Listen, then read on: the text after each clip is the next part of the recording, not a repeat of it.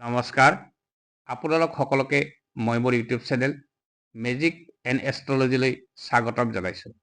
আজি আমি আলোচনা কৰিব ওলাইছোঁ ৰাশি চক্ৰৰ তৃতীয় ৰাশি মিথুন ৰাশিৰ ব্যক্তিসকলৰ ব্যক্তিত্ব সম্পৰ্কত।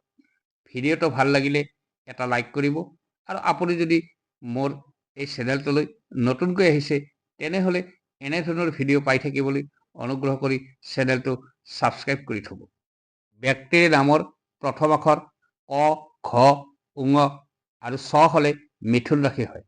মিথুন ৰাশিৰ লোকসকল সাধাৰণতে বুধ গ্ৰহৰ দ্বাৰা পৰিচালিত হয় বাবে এওঁলোক তীক্ষ্ণ বুদ্ধি সম্পন্ন হোৱাৰ লগতে বহুমুখী প্ৰতিভা সম্পন্ন হয়।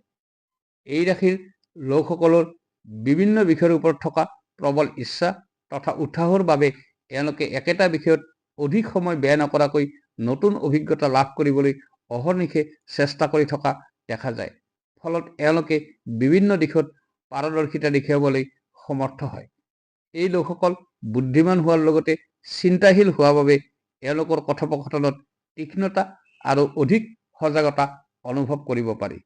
মিথুন ৰাশিৰ লোকসকল সাধাৰণতে সামাজিক অনুষ্ঠান, বন্ধুত্বপূৰ্ণ পৰিৱেশ আৰু নতুন নতুন লোকৰ সৈতে যোগাযোগত যথেষ্ট উৎসাহী হৈ থকা দেখা যায়।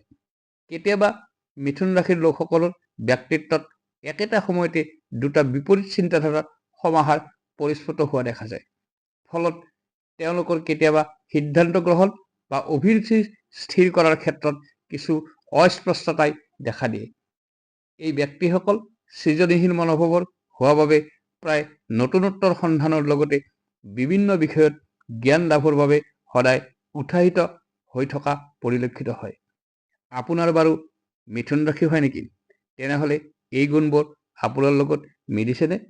যিয়ে নহওক, ইয়াৰ পিছত আমি আলোচনা কৰিম ৰাশি চক্ৰৰ চতুৰ্থ ৰাশি কৰ্কট ৰাশিৰ ব্যক্তিৰ ব্যক্তিত্ব সম্পৰ্কে।